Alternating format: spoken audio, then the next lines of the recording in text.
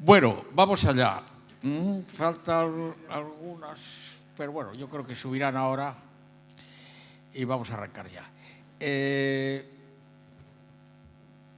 es la última sesión. Sabina, no. Movimientos juveniles y movimientos ligados al territorio. Y por orden, por ahí no sé cómo van a distribuirse la intervención, pero César Martínez, Miguel Brizuela, Adrián Almazán y Mercé Cortina. Yo, como en otras ocasiones, ellos deciden quién arranca y quién sigue y ellos se autopresentan. Yo agradecería la presentación fuese limitada, que no nos contase su vida a ser posible. Vale, venga, pues acción, venga. Vale, pues empiezo yo. Yo soy Mercé Cortina.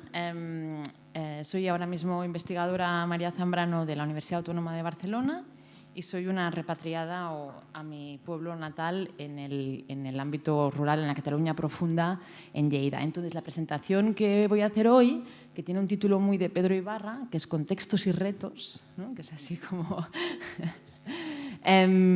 es un poco una amalgama de muchas cosas distintas, hechas sobre todo desde mi experiencia de habitante en el territorio y activista.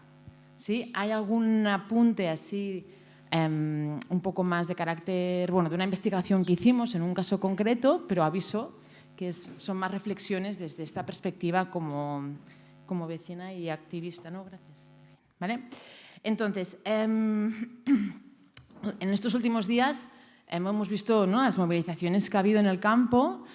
Son muy complejas, podemos hablar de ello luego en el debate. No me voy a centrar tanto en este momento tan específico, tan reciente, porque creo que además es bastante poco interesante a muchos niveles. Luego lo podemos discutir. Y luego sí que os voy a pedir un favor, que si habéis visto la película Alcarrás, ¿algunas habéis visto? Que os olvidéis de la película ahora mismo, ¿vale?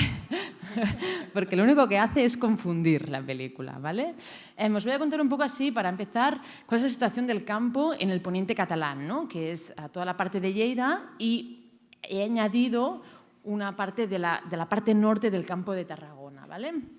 Cambio de diapositiva. Claro, yo cambiaba aquí como si... Vale, bueno,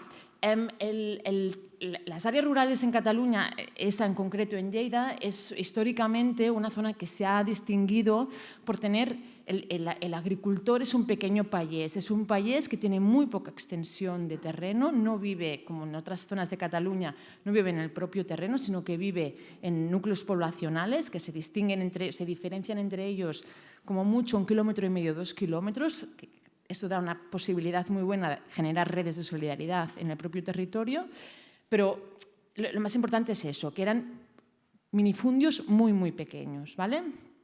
¿Qué pasa? Es que me han dicho que tengo que ser rápida, entonces voy a explicar la historia de la agricultura en Lleida, así como de... Entonces, ¿qué pasa cuando llegan los nuevos marcos europeos, ¿no? Sobre todo la PAC, ¿no? La PAC es una política que de alguna manera empuja a un agronegocio, a una agricultura que cada vez necesita más insumos. ¿Más insumos qué quiere decir? Más tierra, más agua, más agroquímicos, más trabajadores, y de alguna manera se rompen todos los pactos sociales, las formas económicas y las relaciones con la tierra que teníamos en ese territorio, ¿vale? El último gran proyecto para poder seguir avanzando en este proceso de acumulación de riqueza en base a la actividad agraria es el canal Segarra-Garrigues. Todos los problemas de agua que tenemos actualmente en Cataluña, en nuestra región, en muchos casos no son problemas de falta de agua, bien, ¿no?, que ha llovido menos que otros años, pero sobre todo un problema de la gestión de ese agua, de cómo se está utilizando ese agua. Hace unos años se construyó el canal Segarra-Garrigues y desde muchas voces distintas ya se estaba diciendo que eso era una absoluta barbaridad, ¿no?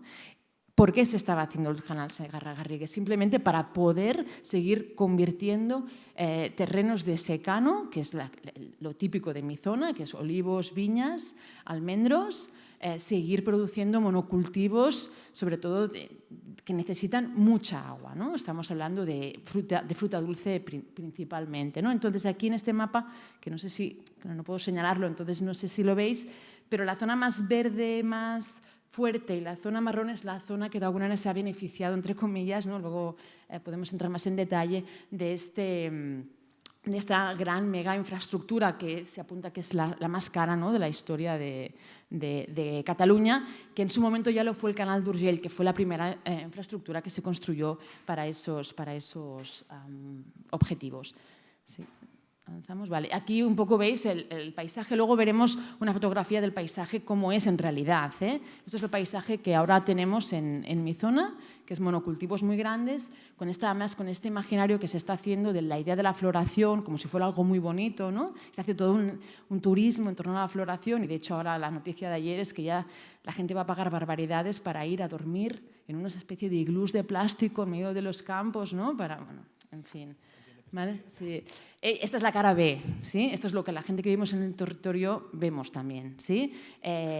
Una fractura completamente de la estructura familiar que trabajaba en el campo, una necesidad creciente de trabajadores temporeros con sueldos muy bajos, porque si no, no se puede competir a nivel de precios, ¿sí?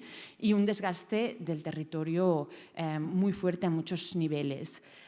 Lo que está produciendo esto, sobre todo, es un proceso de latifundismo, es decir, de este minifundismo que era la esencia de nuestro territorio a muchos niveles, también sobre todo a nivel de estructura democrática, ¿sí?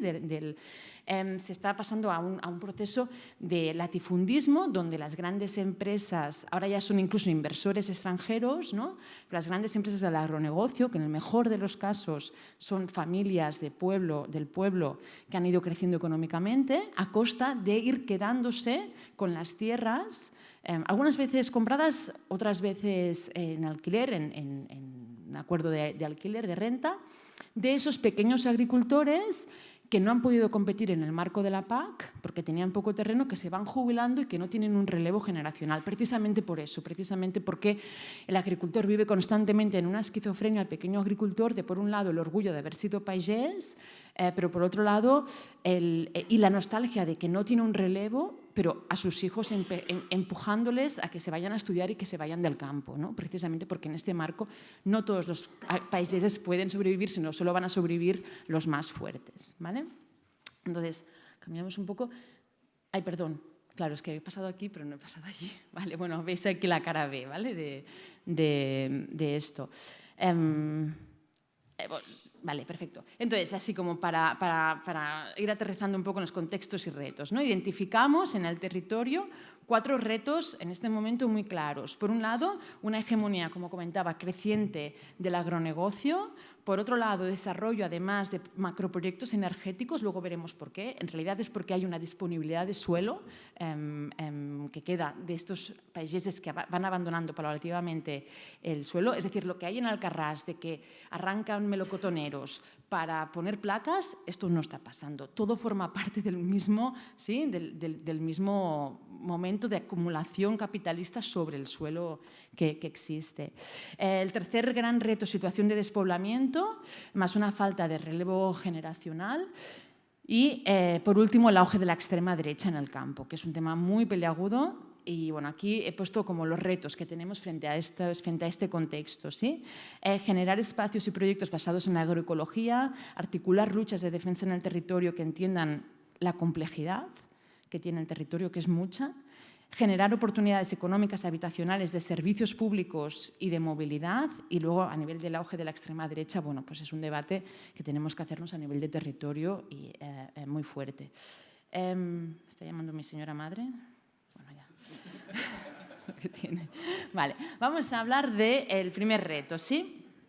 Les voy a presentar 4 casos para cada uno, para estos retos. Voy a presentar muy rápidamente 4 casos que de alguna manera ejemplifican intenciones, ¿no? Y potencialidades para hacer frente a estos retos. Un primer reto que es un reto que se podemos llamar de refugio, ahora lo veremos.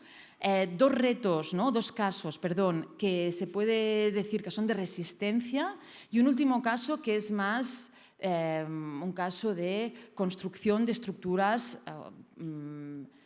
contrahegemónicas o de instituciones populares, como también vamos a ver, ¿vale? El caso de La Olivera es una cooperativa que nace en el año 74 por parte de, en realidad, un cura de Barcelona, ¿no? En esos momentos de los curas rojos, obreros, que ve que tiene que hacerse cargo, tiene un proyecto, ¿no?, de trabajar con personas con diversidades funcionales y que la ciudad de alguna manera no le permite desarrollar un proyecto con estas personas. Entonces se va él con un grupo de gente más y ocupan un espacio que en realidad es un espacio que no encaja dentro de lo que está pasando ya en esos años, lo que pasará sobre todo después a nivel de este proceso que comentaba de acumulación capitalista sobre el territorio, ¿no?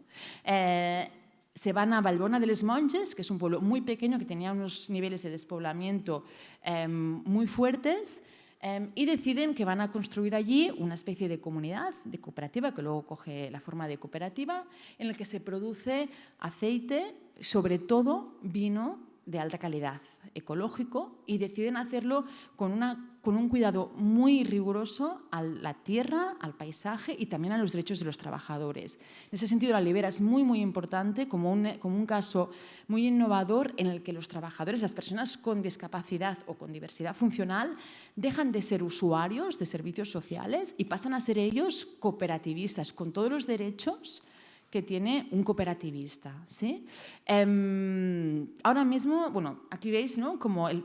perdón, pasa. Joder, todo el rato igual. Ay, pasa, sí. Vale. Aquí veis como Vallbona estaba sufriendo un proceso de despoblamiento muy fuerte y en cuanto llega la cooperativa La Olivera, la población se empieza a estancar. La Olivera cuenta ahora mismo con 66 socios cooperativistas. Hay un reto añadido ahora, que es que muchos de ellos ya se han hecho mayores, entonces la propia cooperativa tiene que hacer frente a los cuidados de estos trabajadores que ya no son trabajadores porque son jubilados, y entonces, bueno, ahí hay un momento de reto interesante porque viven allí. Como decía, tiene 66 socios productores, o sea, miembros de la cooperativa, más algunos asalariados. Y están haciendo un vino, bueno, aquí hago un momento de publicidad, pero un vino de mucha calidad. Y están trabajando no llega a 15 hectáreas, ¿sí? Y 15 hectáreas además dispersas. ¿Puedes pasar la diapositiva?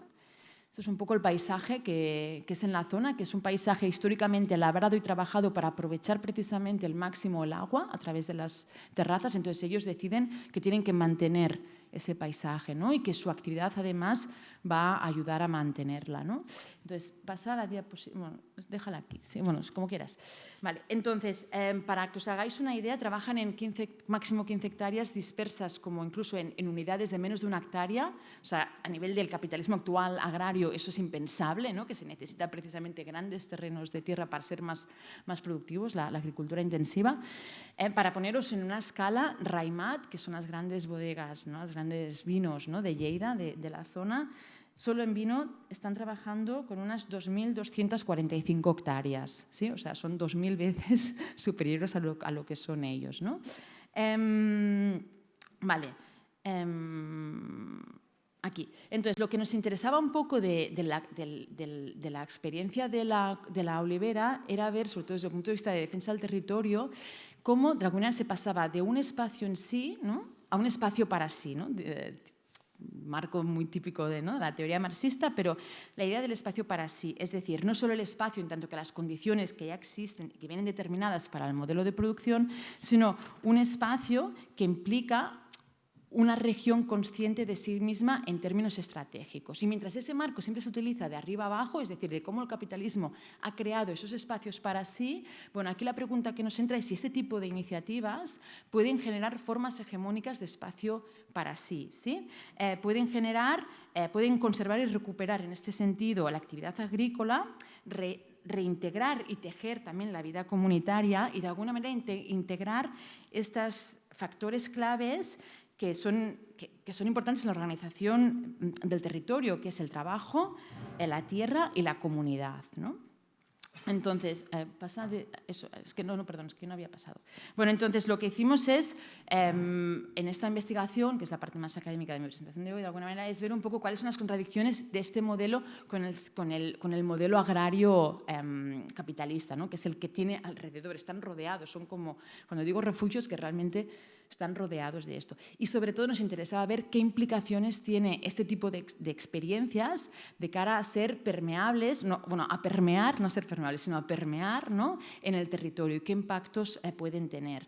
No me puedo extender mucho porque no tenemos mucho tiempo, pero bueno, en la tabla anterior de alguna manera hablábamos del cooperativismo como una estabilidad laboral y conservación del trabajo agrícola frente a esos procesos de precarización de los trabajadores temporeros, la autonomía personal y la inclusión a nivel de los servicios sociales, ¿no?, de los propios trabajadores frente a la exclusión y la dependencia de la población vulnerable, a nivel de economía social, el trabajo inclusivo frente al trabajo extractivo, el producto de calidad frente al producto agroindustrial y la cooperación con productores vecinos que ellos intentan establecer a través, por ejemplo, de comprarles, cuando hace falta, uvas, ¿no?, que tienen que ser ecológicas además, frente a esta competencia con los productores de alrededor, ¿no? Y a nivel de respeto de la tierra, evidentemente, estamos hablando del trabajo y poblamiento rural sostenible frente al despoblamiento rural y al extractivismo rural y un modelo agroecológico de producción frente a este modelo que quema todos los recursos del territorio, ¿vale? Entonces, Ignasi Aldomà, que es el gran geógrafo que tenemos en casa, jubilado recientemente, y que lleva muchos años hablando, ¿no?, del campesinado en la región, él habla de un horizonte de futuro sin payeses, ¿no?, en la región. Entonces, bueno, aquí de alguna manera es como una forma de poder recuperar esta figura y el modelo agroecológico entendido como un proceso productivo que busca darle economía al territorio y arraigar a la payesía precisamente a la tierra y a darle valor. Y este concepto es un concepto muy interesante que luego vamos a seguir trabajando. ¿Puedes pasar? Sí, bueno, un poco más porque voy a ir recortando un poco. Entonces, ¿cuáles son los resultados de este caso que muy brevemente he presentado? La idea de ocupar un espacio vacío, es decir, porque hay ese espacio vacío, se pueden dar las condiciones para el desarrollo y el mantenimiento del proyecto. Si no, ese espacio no estuviera vacío fuera de los círculos capitalistas, probablemente no habrían tenido esa disponibilidad, ¿no? Y la idea del espacio para ser revisado como una potencialidad contrahegemónica. Más allá del piensa global y actúa local, o al revés, ¿no?, sino que aquí hay una escala local, comunitaria, muy arraigada a la idea de trabajo y de tierra, una escala regional con redes de cooperación, que luego veremos, poner en valor el entorno, ganar referencialidad, y una escala nacional e internacional a través de las redes que están haciendo y del referente que lleva pues, muchos años siendo. Eso sí, unos impactos muy limitados a nivel local. Es decir, a nivel local tú les preguntas a la cooperativa La Olivera y te dicen que en el pueblo en realidad no han cambiado demasiado las cosas. Sí que han cambiado a nivel más comarcal y regional a través de otras experiencias o de la imitación. Algunos agricultores que igual se lo estaban pensando, que veían que no se atrevían a hacer otro modelo de agricultura y de repente dicen, bueno, a ellos les está funcionando, ¿no? Pues igual a mí también me puede funcionar. Eso sí, también evidentemente con claras limitaciones.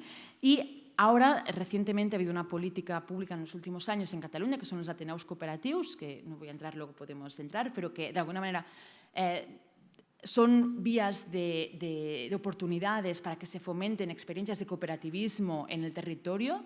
Entonces, La Olivera es uno de los impulsores de estos Ateneus en el territorio, que se llama Ponent Coopera, es el Ateneu Cooperativo de Lleida, y están haciendo un trabajo ingente en concienciar sobre la importancia del cooperativismo, en ayudar a hacer acompañamiento para que vayan surgiendo nuevas experiencias de cooperativismo en este sentido. Y, por lo tanto, un proceso incipiente, digamos, de valoración de este territorio. ¿Cuáles son los límites? La necesidad de apoyo público estatal, ¿sí?, sobre todo para mantener el proyecto y más ahora con estos retos que os comentaba ahora de que están haciendo unos servicios de cuidados muy importantes sobre los propios socios cooperativistas, ¿sí? Y evidentemente el valor del territorio como una apuesta por el turismo también de calidad. Vale, el segundo reto, pasamos, tiene que ver con la implantación de macroproyectos energéticos en el territorio. ¿Vale? Os voy a presentar dos casos muy rápidos. Aquí sí que ya no, mientras la investigación anterior era una investigación que hicimos junto con Mario, que está por ahí, con Mariona Alladonosa y con Manel López Esteve de la Universidad de Lleida. Bueno, esto es más un poco nuestra vivencia como activistas, ¿no?, como promotores de la plataforma contra los macroproyectos energéticos. Entonces, bueno, aquí he puesto como reto las luchas contra los macroproyectos energéticos del NIMBY al tabú y el aislamiento. Vale, esto es el mapa de cómo se distribuyen los proyectos de la demanda, la energía renovable en Cataluña, ¿sí?, desde dónde se produce, ¿vale? Entonces, en el mapa más de la izquierda es la situación, digamos, actual, y el mapa de la derecha estamos un poco ya en trance entre un mapa y el otro. Es el decreto ley que se aprobó en el año 2019 para el desplegamiento de las energías renovables. De alguna manera intensificaba todavía más esta fractura territorial entre nosotros, que somos los de Poniente, somos los de Occidente, ¿no?, los de la derecha, y la Cataluña pues, vieja, ¿no?, la de Girona y Barcelona, ¿no? Entonces, bueno, aquí como podéis ver claramente hay una línea de quiénes estamos produciendo la energía con todos los impactos que puede tener y quiénes están consumiendo esta energía, que es Barcelona, evidentemente, y otras áreas urbanas y periurbanas, ¿sí? Entonces, ¿qué pasó en Lleida? Pasó que en las Navidades del 2021, de repente, vecinos del pueblo les empiezan a llegar cartas de que les van a expropiar parte del territorio, sin saber de qué iban, ¿no? Entonces, me acuerdo que fueron unos días muy frenéticos porque empezaban a llegar cartas con diferentes nombres de diferentes proyectos que nadie sabíamos nada y nos empezamos a juntar, la gente del pueblo, a decir, bueno, nos dimos cuenta que en los pueblos de alrededor también estaba pasando lo mismo, ¿no? Entonces, tuvimos unas semanas muy duras de intentar entender qué es lo que estaba pasando. Entonces, en esos primeros días nos dimos cuenta, que había todos estos proyectos sobre nuestro pueblo, específicamente, sobre los 3 o 4 pueblos que tenemos alrededor, ¿no? Eso quiere decir trinchar completamente el territorio. Esos eran proyectos de placas solares y las líneas eléctricas para luego transportar la energía, ¿no? Entonces, empezamos a ver todos los proyectos de todas las líneas, de dónde venían y hacia dónde iban, y nos dimos cuenta pues, que había un total de 49 pueblos afectados, con una superficie total de 3.743 hectáreas de líneas eléctricas, o sea, en línea, o sea, ¿no? Como no. Y un total de 1.764 parcelas, la mayoría pues, parcelas de pequeños agricultores, ¿vale? Entonces, bueno, el tema de los tamaños es muy importante en nuestro terreno porque es muy plano, entonces cualquier cosa que suba enseguida se ve mucho, ¿no? Y aquí, bueno, hicimos una labor de decir a la gente las torres eléctricas qué tamaño tendrían, ¿no? Y es que había torres proyectadas que hacían más de 93 metros de altura en un terreno completamente plano, donde lo que más se ve, no sé si venís por la autopista alguna vez yendo de Bilbao a Barcelona, está la Seu de Lleida, que es la Seu, sí, que se ve desde toda la comarca, se ve a 40 kilómetros y esa hace 60 metros de altura. Entonces, claro, cuando decías a la gente, no, es que va a ser una Seu y media, ¿no? Entonces, ¿cómo vamos a tener, no una de estas, sino vamos a tener 120, ¿no? Es que por el pueblo, ¿no? Entonces, bueno, pues ahí empezamos a aglutinar y a generar alianzas en el territorio precisamente para esta amenaza muy inmediata para poder pararla. Pasa la diapositiva, por favor. Esto es el visor de los proyectos actualmente en trámite. Estos son los que ya han pasado la primera fase. Cuando en ese momento íbamos a hablar con la subdelegación del Gobierno de Cambio Climático y así, les pedíamos que cuántos proyectos había y nos decían que tenían sobre la mesa más de 100 y en el visor en ese momento aparecían 4 o 5 solo. O sea, esos son los que aparecen en el visor y no sé si lo veis, pero claro, en la zona de Lleida están todos tan concentrados que es como una mancha en realidad, ¿sí? Vale. Entonces nos empezamos a activar con una plataforma, fundamos una plataforma de macroproyectos, con los macroproyectos energéticos, pasa la diapositiva por favor, y empezamos a hacer bueno, pues un repertorio de acción muy típico de movimientos sociales, ¿no? Empezamos sobre todo a hacer, hicimos unas 30 charlas en 30 municipios, ¿no? Y de hecho hicimos hasta un cartel, ¿no? Que era la plataforma en gira, ¿no? Porque bueno, pues casi era estábamos a las 7 tenemos un bolo aquí, a las 9 otro, ¿no? Entonces tenemos como mucha la conciencia de que tenemos que informar a la gente de lo que estaba pasando y tenemos que hacer una labor de acompañamiento muy, muy importante. Entonces hicimos muchísimas charlas, cogimos a gente experta, las llevamos a los pueblos a hablar, cogimos a los abogados, los pusimos a hablar delante de asambleas de 120, 150 personas, hicimos incluso dinámicas participativas para que la gente bueno, pues pudiera compartir esas inquietudes que tenía. Fue pasando el tiempo, llegamos a carnavales, empezaron a hacer carrozas en todos los pueblos de carnaval con el tema de los macroproyectos y conseguimos articular, por favor, y conseguimos presentar casi, entre un proyecto y otro, unas 5.000, ¿cómo se llamaba? 5.000 alegaciones. Alegaciones ante el Gobierno, ¿no? para intentar parar o que por lo menos dieran explicaciones de qué iban estos proyectos. Además, decía, un repertorio de acción diverso, con muy énfasis en la comunicación y la información y el acompañamiento, muy rico en aprendizajes colectivos, porque gente que nunca había hecho una pancarta, que nunca había protestado para nada, que gente que ¿no? de repente empezaban, lo que es una asamblea, ¿no? Bueno, pues fue un proceso muy bonito de aprendizaje de mucha gente, una actividad muy intensa contra reloj, porque las líneas iban, teníamos que pensar en las alegaciones, teníamos que informar a la gente, teníamos que intentar parar eso, que no se ha parado, lo adelanto ya, ¿sí? Sí. Y un intento de ir más allá de la protesta, ¿sí? Un trabajo a nivel de territorio con diferentes agentes, sobre todo con ayuntamientos como aliados, ¿no? En pueblos tan pequeños no puedes trabajar sin los ayuntamientos, y entonces de repente los alcaldes en algunos casos se convirtieron en activistas más, ¿sí? de la plataforma. Entonces ahí fue muy interesante ese trabajo porque nos permitía pensar no solo en la fase de resistencia, que se podía poco desde los ayuntamientos, precisamente por ese decreto que cambiaron en el 19, sino en clave de, bueno, vamos a construir alternativas, ¿no? a esto, vamos a ver desde las instancias públicas qué se puede generar para contrarrestar precisamente esto, empezando para generarnos nuestra propia energía.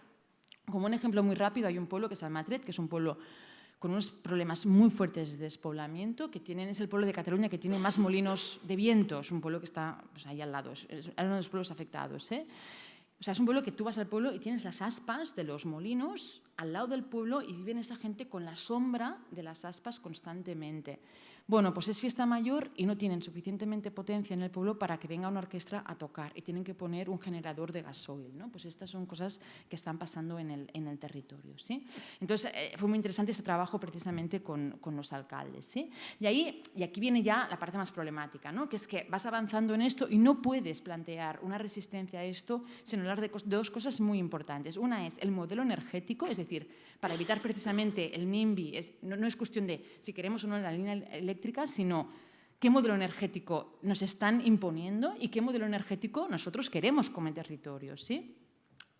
Y ahí, pues hablando pues, contra el modelo energético concentrado, no democrático, basado en los oligopolios, ¿no? Y sobre todo como un freno a posibles formas también de desarrollo diferente del modelo energético de una forma más democrática desde el propio territorio.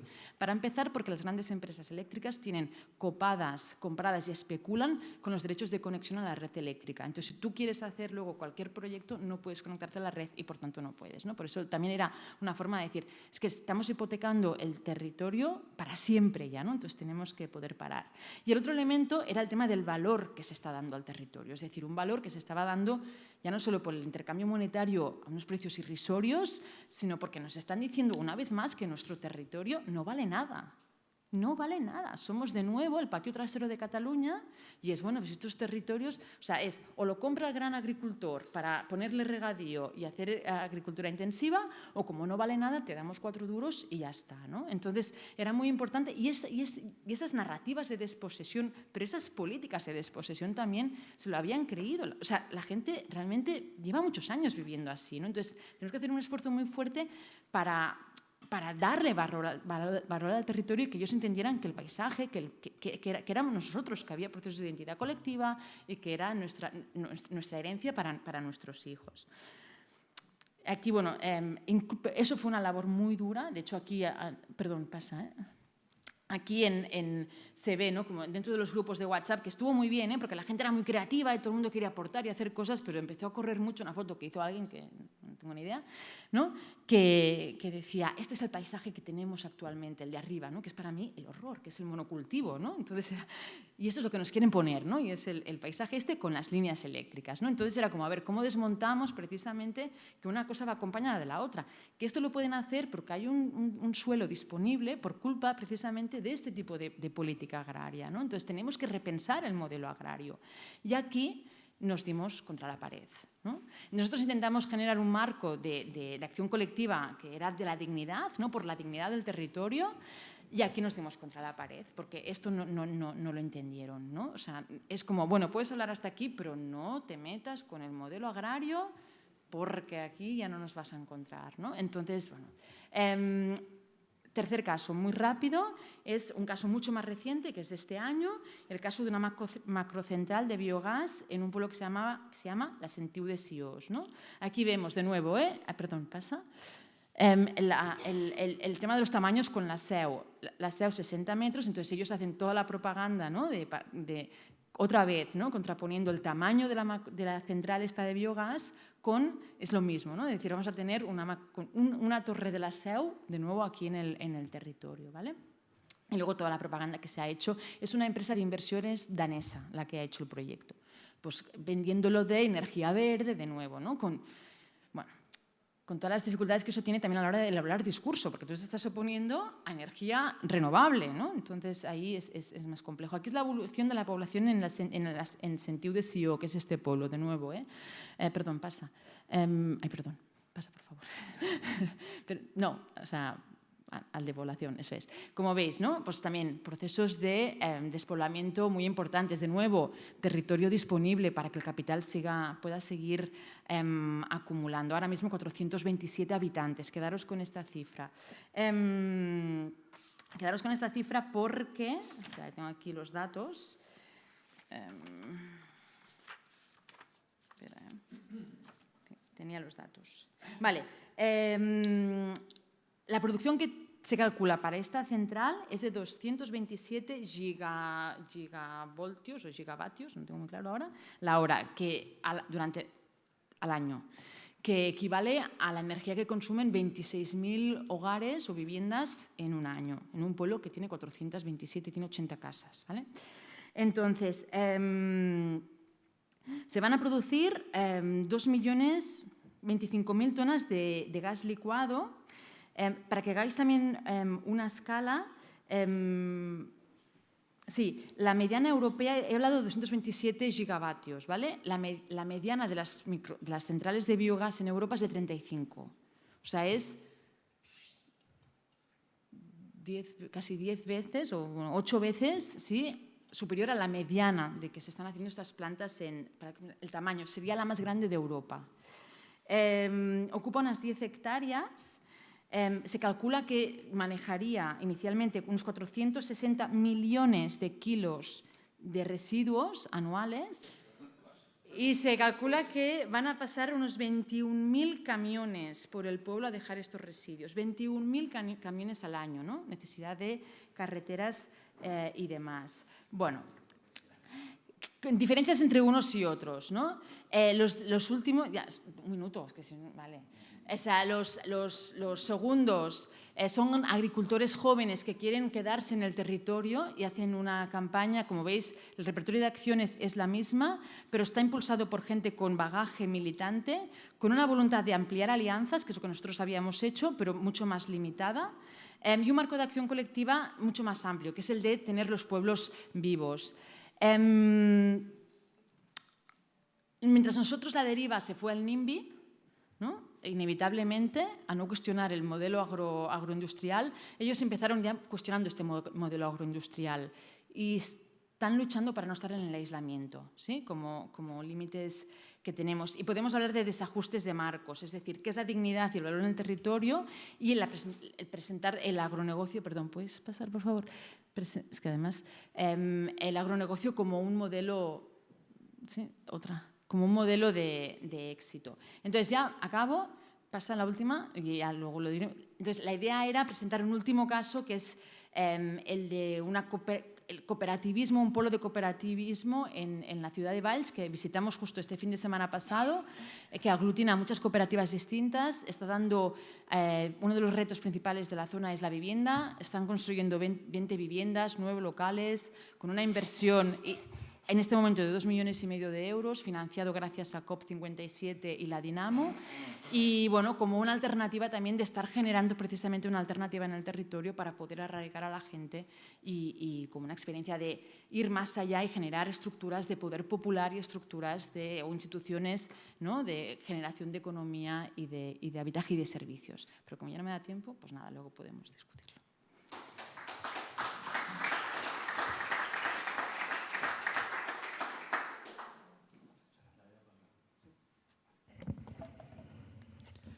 Bueno, pues nada, muchas gracias. Yo me llamo Adrián, soy profesor de filosofía en la Universidad Carlos III de Madrid, aunque vivo en Gasteiz, y en realidad aquí, más que hablar sobre una investigación, vengo un poco a comentar en perspectiva, ¿no?, mi experiencia como participante y como militante en diferentes movimientos en defensa del territorio. Entonces, esto, bueno, tiene dos complejidades lo que quiero plantear aquí hoy. Una de ellas es que yo vivo aquí solamente desde hace 3 años, Por tanto, pues parte de la experiencia tiene que ver con cómo justamente pues, he vivido algunas de esas experiencias desde fuera, pero con mucho interés cuando participaba en defensas del territorio en otros lugares, ¿no? Y luego que fundamentalmente hablaré de Euskal Herria Bizirik, ¿no? Y en esta plataforma, que luego hablaré mínimamente, la presentaré para quizá la gente que no sois de aquí, pues he tenido una participación dentro-fuera un poco, ¿no? O sea, a la vez como miembro, pero también un poco, ¿no? como persona que la puedo observar desde fuera. No sé si tendrá su nombre eso, pero bueno, no hay una reflexión sistemática ni una investigación empírica. La verdad es que me apetecía más como abrir una discusión política, ¿no? Con la gente que se había juntado aquí al respecto de lo que creo que es algo que es aplicable no solamente a este movimiento. Yo creo que hablar de defensa del territorio en Euskal Herria pues es muy pertinente, ¿no? Cuando lo veíamos desde fuera siempre ha sido nuestro referente territorial, tanto en la parte creativa, con todo lo que fue, por ejemplo, el impulso de la creación de la red de pueblos ocupados, en Nafarroa, etcétera, pero sobre todo en la oposición, ¿no? Desde el movimiento antinuclear, pasando por Itoiz o la lucha contra el tren de alta velocidad, pues siempre que pensábamos en una lucha en defensa del territorio solíamos pensar en Euskal Herria, ¿no? En un marco sencillo yo creo que se pueden decir dos cosas sobre el conjunto de esa trayectoria. Una, que yo creo que casi siempre, ¿no? Es mi perspectiva, pero me interesará mucho saber si la compartís, había una divisoria muy fácil en donde de alguna manera los impulsores, ¿no? de esas infraestructuras estaban a nivel sociológico y a nivel de intereses muy polarizados, o sea, es decir, ya sea el franquismo, ya sea los actores económicos del PNV, ¿no? Ya sea un marco amplio del desarrollismo, digamos que era fácil pues, delimitar a un enemigo, ¿no? Entre comillas, y un proyecto que era también fácil normalmente identificar como indeseable o como elitista. Entonces yo creo que eso era fácil, ¿no? Yo creo que no había mucha tensión en ese sentido y lo que identificábamos, y yo bueno, en muchas conversaciones y también hasta el presente, como quizá la vía más de tensión era entre el movimiento, ¿no? Y la institución, en este caso fundamentalmente entre la organización autónoma y la izquierda abertzale, ¿no? O sea, ahí quizás es donde estaba el juego fundamentalmente, entre, de alguna manera, si eso se establecía como una lucha simbiótica, si había un acuerdo entre estrategias o no, ¿no? Si se garantizaba una autonomía o estos movimientos actuaban como una cadena de transmisión, etc. Yo entiendo que eso es un marco que seguramente se ha podido aplicar probablemente hasta ahora, ¿no? Euskal Herria Bizirik es un movimiento que surge, ¿no? En estos últimos años, fundamentalmente centrado en la cuestión del despliegue de renovables en el territorio, los macroparques de eólicas y fotovoltaicas.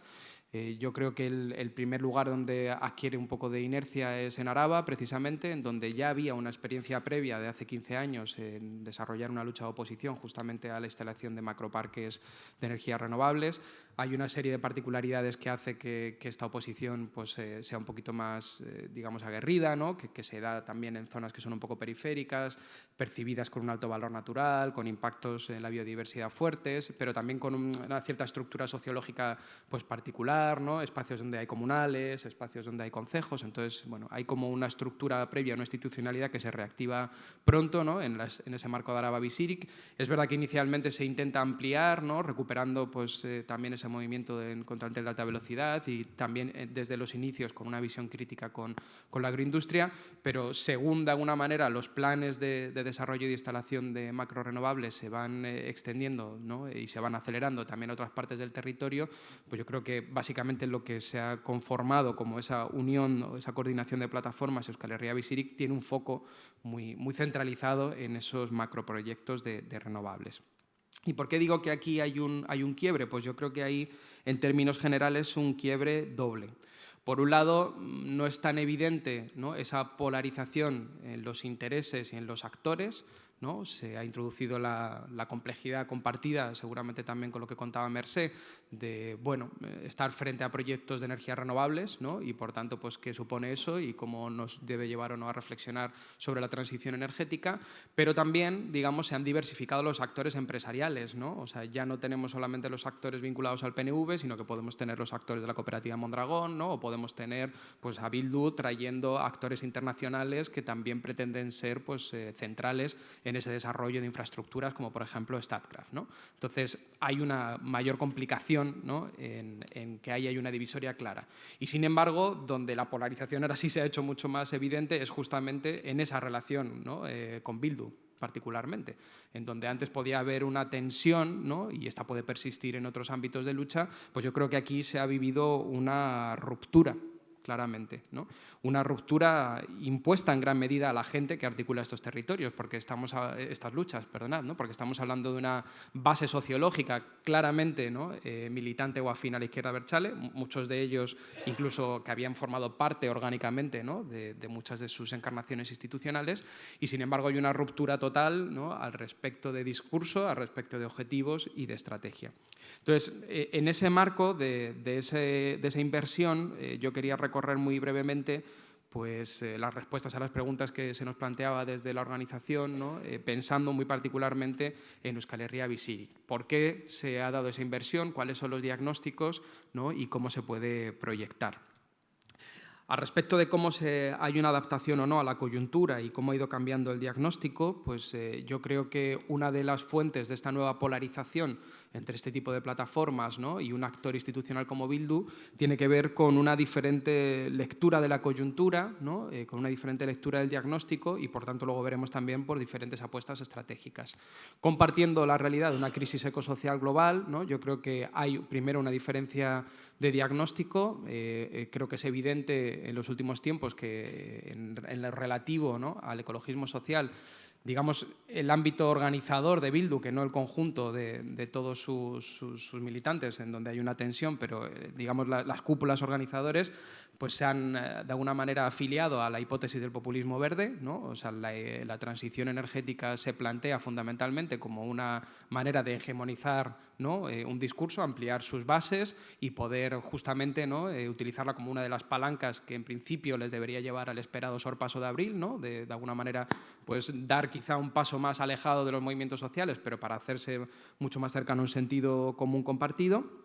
Y además, el diagnóstico también es que, bueno, lo prioritario aquí es garantizar la soberanía energética. O sea, lo prioritario es la transición energética y además esa transición energética no se puede hacer de otro modo que no sea en una cierta simbiosis pues, con inversiones capitalistas, ¿no? Con este tipo de modelos que de alguna manera pueden dar más peso a una cierta coparticipación social, como por ejemplo el de Statkraft, y que, bueno, que toca de alguna manera en estas cuestiones ecológicas encontrar alianzas amplias, ¿no? y llegar a hacer cosas como las que hemos visto recientemente, ¿no? Que es apoyar una ley de cambio climático junto con el PNV o con el PSOE, ¿no? Cosa que pues, seguramente hace no tantos años sería imposible, ¿no? Pero que tiene que ver justamente con el diagnóstico de esa urgencia del problema climático y de la transición energética.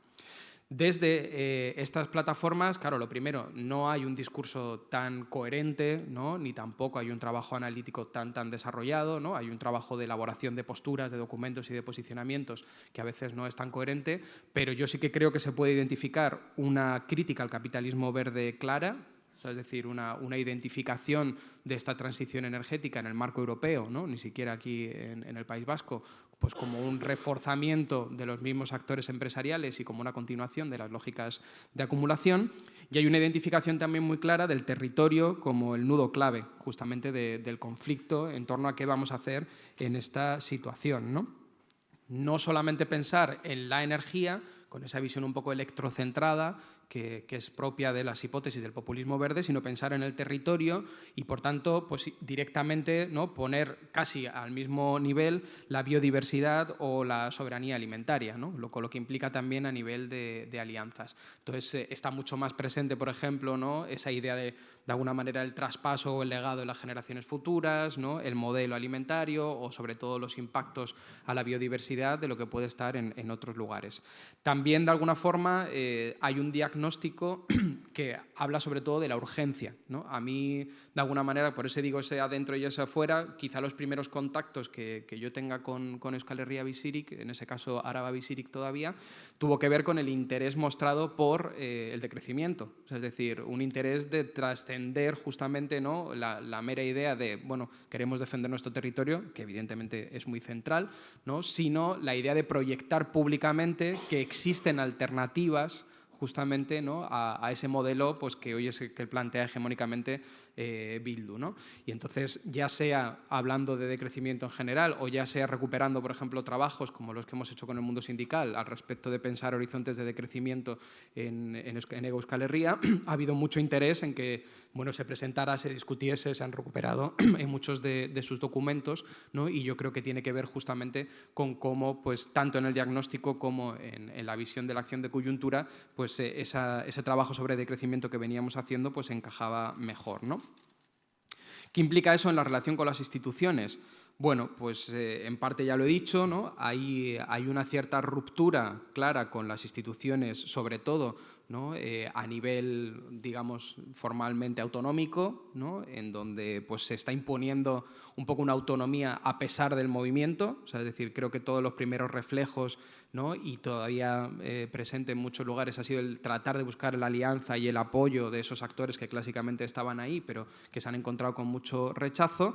Lo que pasa es que, claro, eso es muy sensible a la escala, ¿no? Lo que a nivel, digamos, autonómico o incluso a nivel nacional está siendo una ruptura fuerte, pues no lo es claramente a nivel municipal o no necesariamente, ¿no? Ahí es donde entra toda la ambigüedad, digamos, pues de unos actores sociológica y políticamente insertos en la izquierda abertzale que también están en ruptura con la propia línea elegida, ¿no? Entonces ahora, pues si uno va a muchas zonas de Vizcaya, ¿no?, o a muchos pueblos también en Guipúzcoa, pues hay mucho conflicto interno entre esos actores municipales, fundamentalmente, que se alinean con lo que están pidiendo estas plataformas y los actores que no. Y también, digamos, yo lo que he percibido, porque bueno, me he hecho muchas giras, yo soy de los que daba todas esas charlas, ¿no? Entonces me he ido a todos los pueblos, he estado discutiendo, he estado viendo todas las discusiones, ¿no? Lo que se percibe, aparte de mucho dolor, y hay una cuestión muy corporal y muy emotiva, ¿no?, como un sentimiento de traición de gente que ha estado dispuesta a dar su vida por un movimiento y luego cuando encuentra el conflicto ve que no hay ese apoyo. Hay también mucho miedo y mucha incertidumbre, ¿no? O sea, mucha dificultad para posicionarse.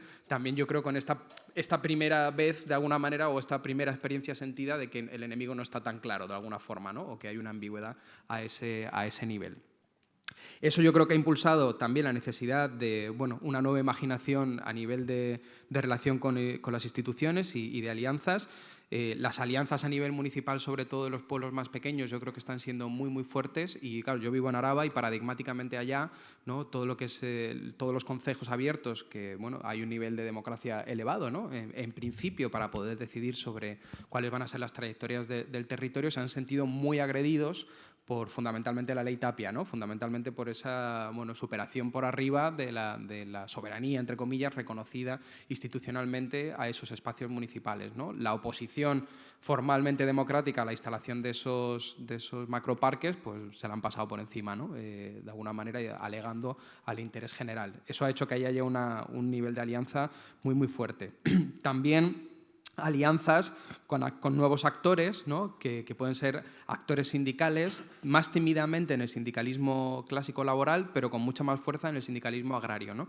Yo tampoco tengo tiempo ahora de detenerme en eso, pero me parece muy interesante cómo el otro gran referente junto al decrecimiento del discurso público y de las acciones un poco de sensibilización que hay en muchas de estas plataformas es el movimiento agroecológico y el movimiento por la soberanía alimentaria, ¿no? O sea, convocar a pastoras, convocar a otras formas de producir alimentos, etcétera, pues se ha convertido en una práctica común.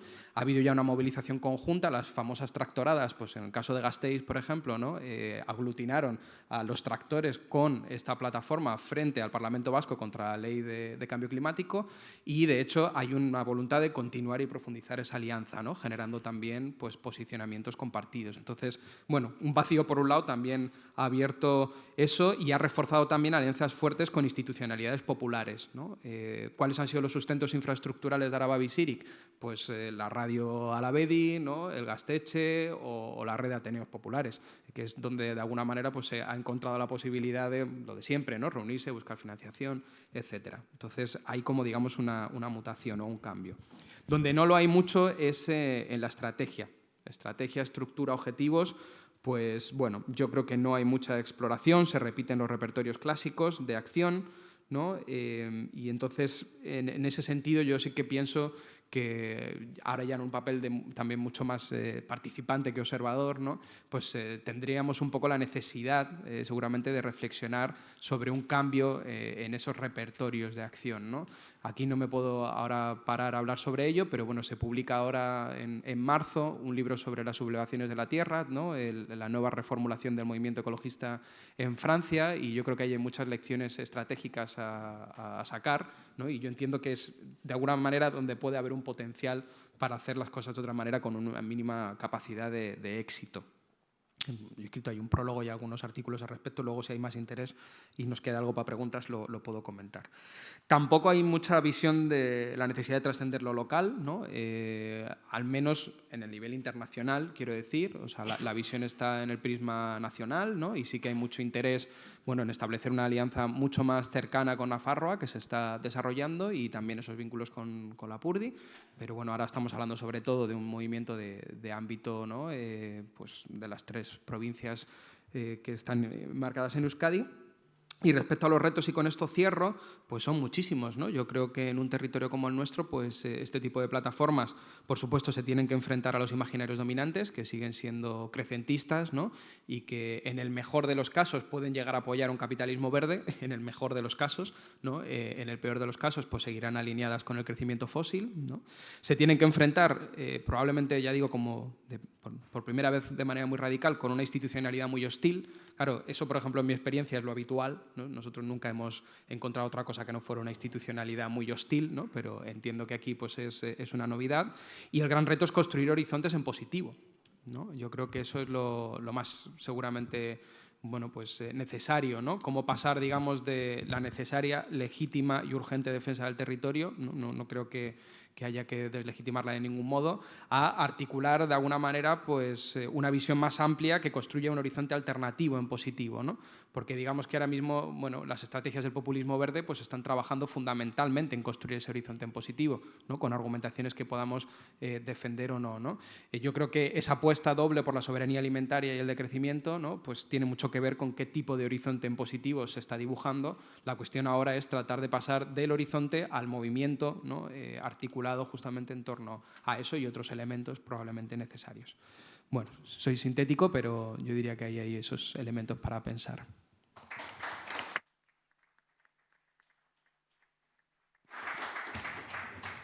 Hola, una de intendencia. ¿Hasta qué hora vamos a ir, más o menos? Hemos empezado media hora tarde. Yo no me voy a enrollar, pero para saber cuánto tiempo de debate. ¿Cuánto poco de me enrollo? ¿Hasta las 2? Yo 10 minutos, 15 intentaré. 15. No pasa nada, prefiero la segunda ronda porque yo voy a tomar el guante de algunas de las cosas que ha dicho Adrián para ver si ya empezamos en la parte de diálogo y así.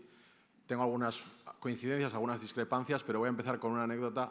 Cuando a Pepe Mujica le dijeron que The Economist le había dado País del Año, esas cosas de los rankings que les encantan en el mundo anglosajón, el Pepe Mujica respondió, que me hizo mucha gracia, si nosotros somos los mejores, ¿cómo estarán los demás? ¿No? Cuando has dicho que Euskal Herria, en términos de ecologismo, hemos sido referente, ¿cómo estarán los demás? Porque...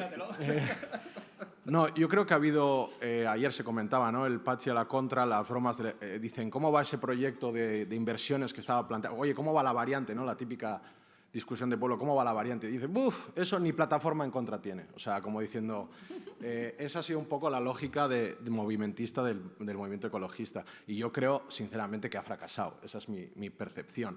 O sea, ha habido, igual, yo creo que la última victoria es la del gas en Vitoria, la de los pozos, y que...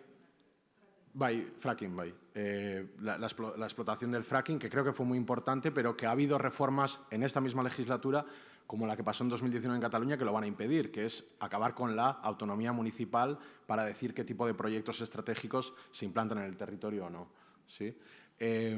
Ahora vuelvo a lo mío. Yo iba a hablar un poco también de estas rupturas que están sucediendo en el movimiento antagonista, en particular en Euskal Herria, pero yo creo que no solo, que tienen que ver con esa sensación de agotamiento, ¿no? De agotamiento de los cuerpos de los militantes y de las militantes, de agotamiento del repertorio y de la estrategia, de agotamiento de un ciclo de ocupación de las plazas y que tuvo un cuajo institucional que finalmente cuyo balance yo creo que está por hacer, pero que francamente a la luz de las expectativas que generó está muy lejos de ser positivo. Y a pensar estas rupturas, ¿no? Yo creo que ha habido muchas rupturas, en particular en Euskal Herria porque ha habido un ciclo político desacompasado del resto, digamos, del ciclo de lo que se vino a llamar primero los indignados y luego la nueva política, por nuestras propias idiosincrasias y por el ciclo largo de lucha armada que se desarrolló aquí. Y ahora hay una ruptura juvenil, que yo vengo a hablar de lo juvenil en vez del territorio, porque me imaginaba que vosotras lo ibais a hacer, aunque yo también vengo más de ese tema. Yo no como joven, sino como casi joven, interpelado por los verdaderamente jóvenes, ¿no? Con la gente que está en la militancia estudiantil y que ha roto con una tradición y ha roto con... están matando al padre, ¿no? En Euskal Herria, pero también en el resto del Estado, porque es una nueva corriente, el movimiento socialista, que se está extendiendo y que es ahora mismo, yo creo, el único intento de política molar que veo en el horizonte, con todo lo que signifique eso, con toda la energía militante que se está desplegando ahí y que nos interpela, por una parte, y por otra, está por ver si esa energía militante realmente se encauza hacia una política emancipatoria, ¿no? Yo creo que eso de que todo es político, hay política en todo el tiempo, no es verdad. Yo creo que hay muchas veces en las que no hay política y mucho menos política emancipatoria. Está por ver si las plataformas como Visirik están preñadas, ¿no? de ese no, está preñado de un mundo posible, o solo está en un no que se vuelve reaccionario, naturista, etnocentrado, etcétera, que es un peligro que yo veo clarísimamente a ese tipo de movimientos. Igual que esta ruptura,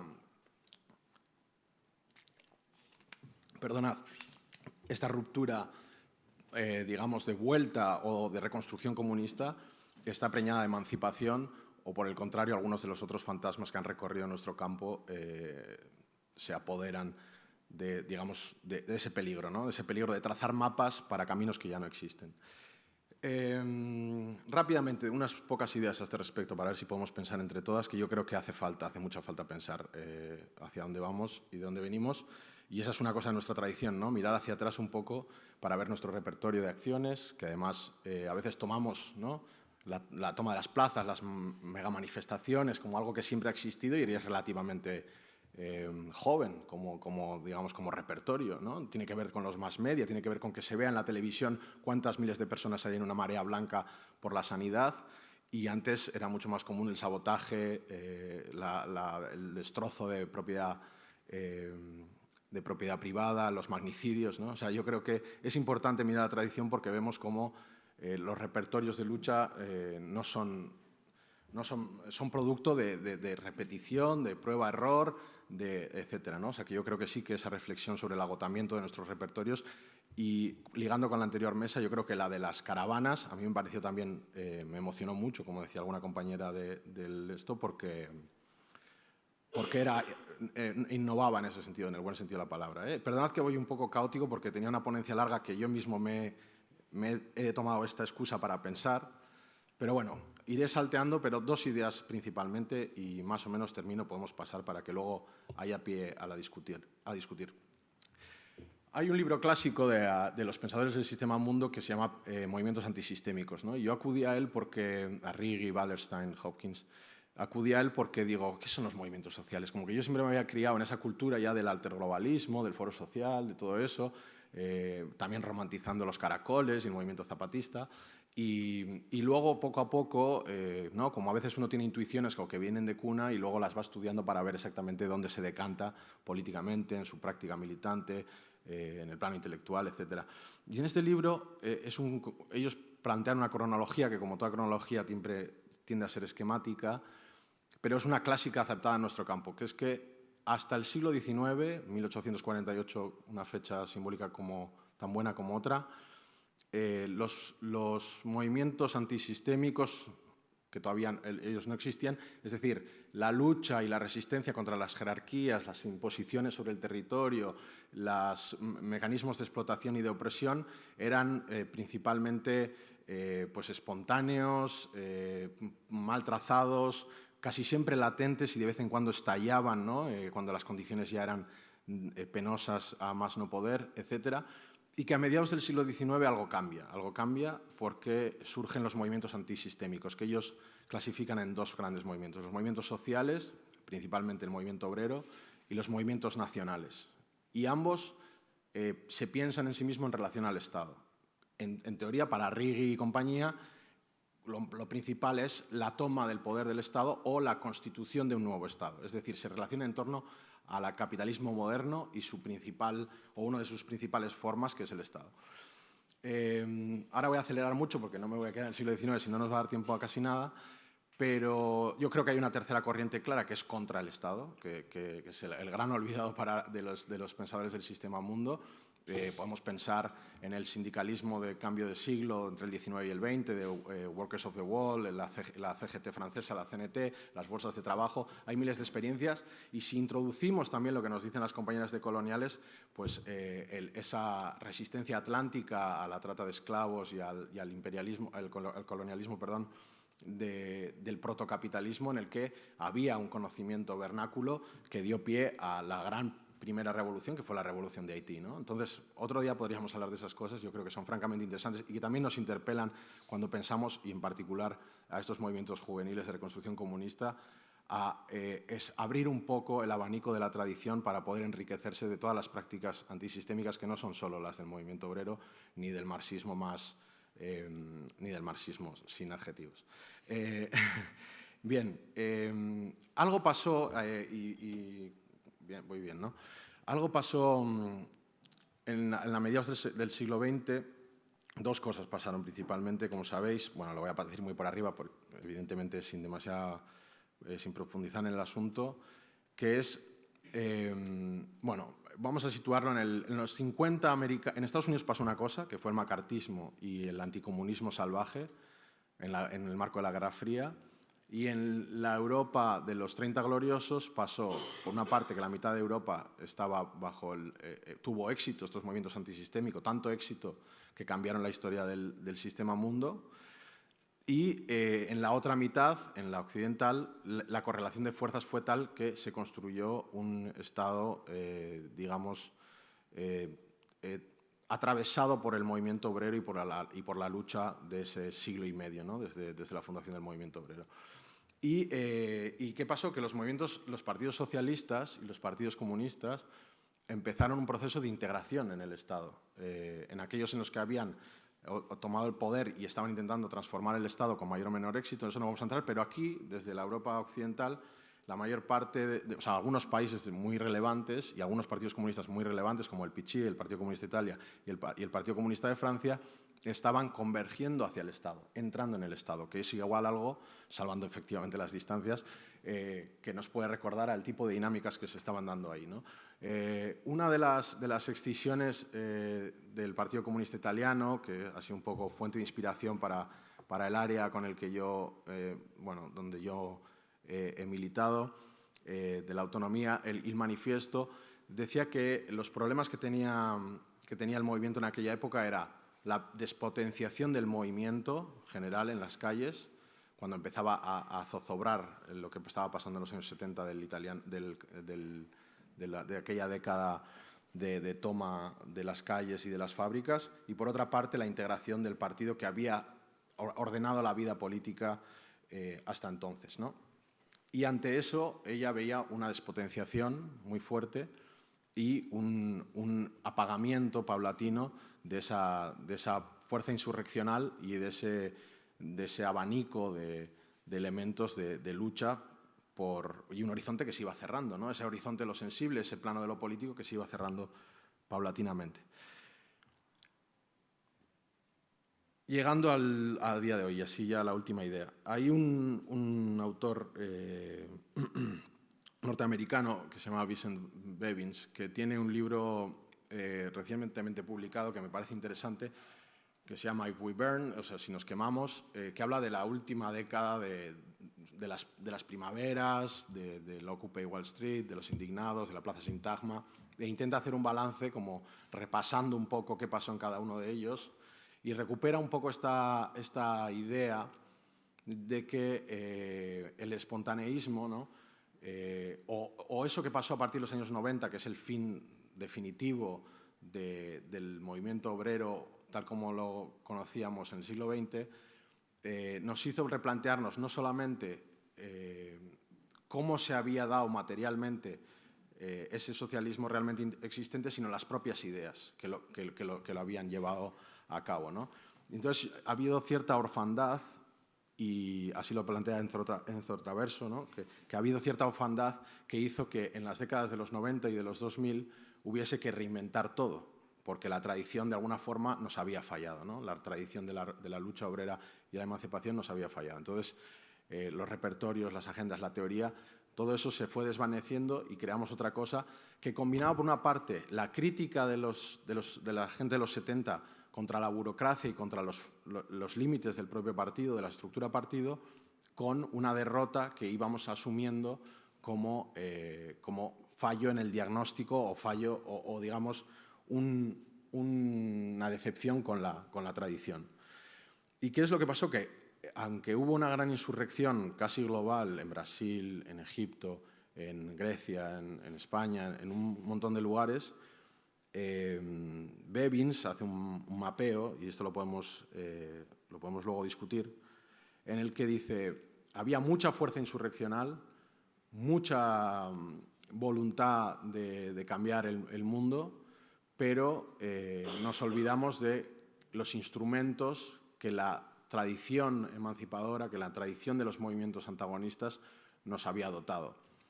Hubo una apuesta por la espontaneidad, por la prefiguración, por el intento de construir desde una democracia radical y horizontal el mundo que queríamos, y nos desviamos de una parte de la tradición que es igualmente importante, que es la que reivindican hoy estos jóvenes, que es el leninismo, que tiene que ver con un estudio muy material y científico de cómo se actúa el poder y cómo se puede hacer para derrocarlo y destruirlo. Yo creo que había cierto, por lo menos yo me reconozco en eso, cierto ensoñamiento en la toma de las plazas, un toque, naif es la palabra en inglés, hay otra cosa, una palabra más bonita en castellano, pero no me viene. Ingenuo, no, como risueño, una cosa así, que no sé, había como una cosa bella, pero que tiene que ver con esa ruptura del hilo rojo y del hilo... Candidez, exacto, sí. Esa es la palabra que estaba buscando. Éramos cándidos, éramos jóvenes, como la canción esa del cantautor, ¿no? Cuando dice, ¿qué fue de los cantautores? Esa poesía. Lo voy a dejar aquí, pero yo creo que había candidez y que los jóvenes nos están señalando efectivamente eso. Y cómo lo estén haciendo, con mayor acierto o torpeza, en realidad tiene que ver con la dejación de funciones de los anteriores, que fue que no han heredado una tradición que haya ido incorporando la complejidad y haya abierto el foco, por ejemplo, a los movimientos antisistémicos del sur global.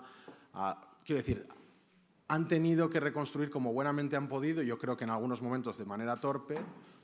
Me gustaría que estuvieran aquí porque además son bravos y si les dices eso no te van a contestar. Pero yo creo que sí que hay una lectura que hacer clarísima de que los movimientos del altermundialismo, de Génova, etcétera, o sea, de esa autonomía difusa, e incluso algunos de los diagnósticos en los que nos orientamos, yo creo que requieren de revisión. Y tomémoslo como tal, tomémoslo como una interpelación que nos obliga a repensar, a conectar con la tradición y a dialogar con ellos, ¿no? Y lo dejo aquí con una cita de una gran canción de contamínate, mézclate conmigo, ¿no? Pues yo creo que es un poco lo que nos toca, para bien o para mal, porque a pesar de que hay mucha sensación de ruptura y cierta violencia, cierta hipermasculinidad, que yo no... Bueno, eso podemos hablar en otro momento, lo hablaría si estuvieran ellos.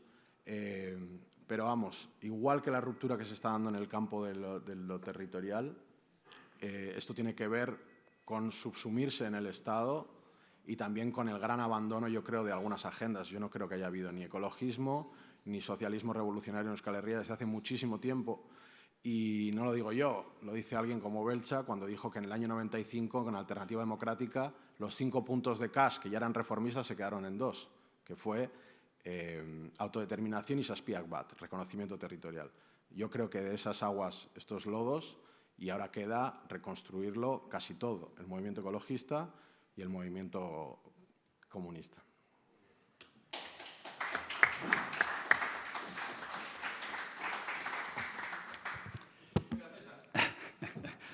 Bueno, César Martínez naiz, parte hartu, ikerketa taldeko kidea. Hitz batzuk euskaraz esan ditut, nik ezin dut invisibilizatu euskara jardunaldi honetan egiten ari den bezala, arrazoi ezberdinengatik.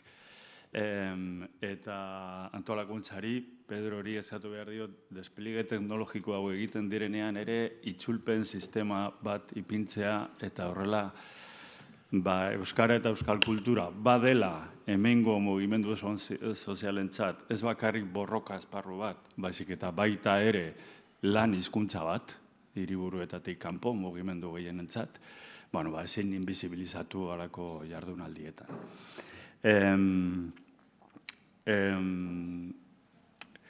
No sé muy bien lo que hacer. Creo que lo que mejor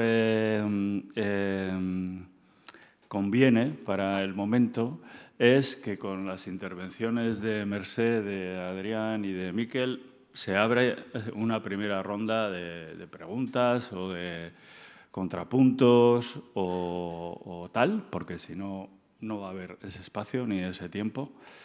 Y lo que yo tenía que contar tampoco es ni tan relevante, ni tan importante, ni va a aportar tanto a este debate, más bien lo va a dispersar más, quizás. Entonces, sí, yo cambiaría de rol, me pongo como en la moderación, creo que hay un discusan por ahí que también tendrá cosas que plantear a los que ya han intervenido y seguro que la gente que ha escuchado esto también le habrán sugerido interrogantes o debates, las intervenciones de mis compañeras de mesa, así que abrimos ronda de debate, si os parece. Me parece mejor, ¿no? Para poder irse a las dos con más tranquilidad y pudiendo decir algo de lo que se quiera decir desde el público. César, de acuerdo, pero yo voy a hacerte una pregunta que de alguna forma implicaría tu contestación. No sé, lo que tenías previsto... Venga, empezamos con una pregunta para mí. Sí, y así, porque además encaja un poco con...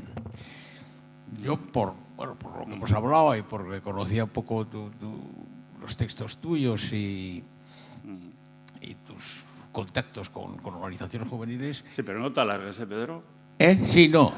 La pregunta no, la cuestión era que tú de alguna forma has hecho mención en esa, hacer mención en eso a las organizaciones juveniles de dimensión comunitaria, es decir, como una opción, yo diría, algo distinta a la que de alguna forma ha planteado.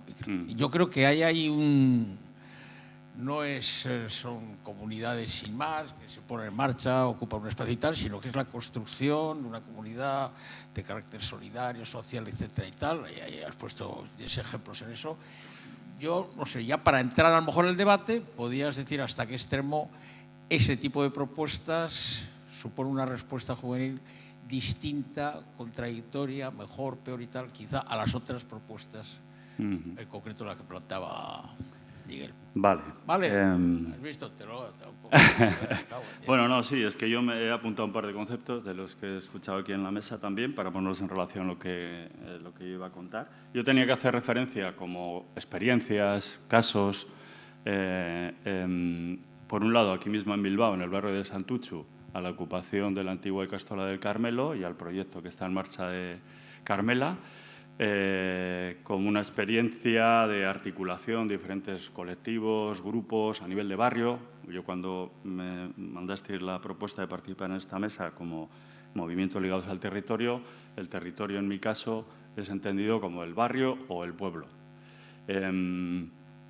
Entonces, en el caso de Carmela en Santutxu, pues es una articulación de diferentes colectivos, grupos que ocupan un espacio en desuso y que a partir de ahí, de una manera autogestionada, pues crean un espacio comunitario de actividades sociales, culturales, políticas, etcétera, ¿no? A partir de esa transgresión y en unas relaciones iniciales de mucha tensión y mucho conflicto con la institucionalidad, en este caso con el Ayuntamiento de Bilbao, Se abre un diálogo, se abren unas tensas negociaciones en las que Carmela nos pide apoyo al grupo Parte Artus de la universidad, se lo prestamos y finalmente esas conversaciones se cauzan y dan lugar a un acuerdo de cesión de uso por parte del Ayuntamiento de Bilbao por un periodo de 7 años a los colectivos que habían ocupado ese espacio, ¿no? Un proceso diferente también en el que tuvimos ocasión de apoyar se produjo desde hace ya más de 15 años en Guernica, con la ocupación por parte de colectivos juveniles del edificio de oficinas de una antigua fábrica de armas, de la fábrica de Astra. Y en ese caso nuestro apoyo no fue tanto en los diálogos con la institucionalidad, sino en el fortalecimiento de los procesos internos de articulación entre esa diversidad de grupos a través de la preparación, dinamización y sistematización o recogida de las asambleas, ¿no? Nos pidieron apoyo en ese aspecto. Bueno, yo en estos dos casos veo algo, por ponerlo un poco en relación con lo que se ha dicho previamente, veo una inicial relación hostil con la institucionalidad, ¿sí? Y una transgresión legal incluso, que siempre genera eso, ¿no? Y al mismo tiempo veo que mediante por lucha se consigue un pacto que permite de alguna manera la supervivencia de ese espacio y su articulación. Y eso crea, por un lado, dos cosas para mí relevantes. Una construcción de una experiencia política arraigada en el territorio como espacio de socialización política, de transmisión de compromiso con lo colectivo, de construcción de alternativas y respuestas a necesidades sentidas en esas comunidades, etcétera, etcétera. Y además respuesta a algunas necesidades de manera desmercantilizada y también desestatalizada, desburocratizada. Y más en las lógicas comunitarias de apoyo mutuo, de trueque, de donación, etcétera, etcétera. Entonces, en ese sentido, sí estamos hablando de un movimiento contra Estado, de articulación comunitaria, autogestionada y con una dinámica de dar respuestas, ¿no? Pero al mismo tiempo, digamos, dentro de una base de diálogo y de pacto de supervivencia de ese espacio, digamos, que cuesta también arrancar eso, claro, ¿sí? Y aquí hay otro papel, otro agente, que es cuando estas iniciativas populares o dinámicas de movimientos populares son apoyados en lo que se les demande por grupos de trabajo desde la propia academia, como es en nuestro caso, o desde otro tipo de entidades, que puede ser el de tercer sector o lo que fuera, que pueden apoyar, sobre todo en la parte esta de recoger, sistematizar y facilitar porque en nuestro caso, fundamentalmente, el aporte era garantizar una escucha y una participación igualitaria y cohesionadora interna dentro del proceso de Astra. Y en el caso de Carmela, herramientas parecidas, pero cesión de legitimidad como grupo de la universidad a la parte movimentista frente a la institución. Y luego también algunas herramientas de facilitar el diálogo para una búsqueda negociada de acuerdos, digamos, ¿no? De acuerdos mínimos, de no injerencia. No estamos hablando de más de esto, ¿no?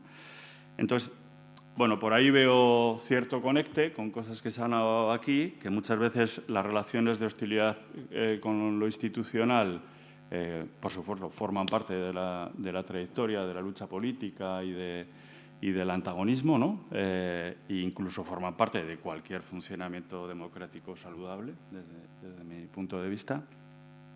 Pero luego la realidad y la casuística siempre es mucho más compleja que lo que manda la teoría y yo traía estas dos experiencias como referencia en las que es compatible crear espacios alternativos, desmercantilizar y desestatalizar determinadas respuestas a necesidades sociales y políticas y, al mismo tiempo, de alguna manera, blindar una serie de acuerdos con la institucionalidad que permiten dotar de consistencia, de continuidad a esos espacios de articulación. Esto último me parece muy interesante porque otro elemento que quizás no ha salido, pero yo creo que es muy preocupante y que hay que traer, es qué está pasando con la creciente penetración de los valores capitalistas, liberales, a nivel comunitario y cómo está desgastando eso el compromiso y las estructuras de activismo político. Entonces, hacen falta espacios que tengan capacidad de ser espacios de socialización política y de retroalimentar el compromiso colectivo, ¿no? y político, ¿no? Entonces, bueno, yo hasta ahí y con esto ya, como decíamos, abrimos a cualquier cosa que os apetezca.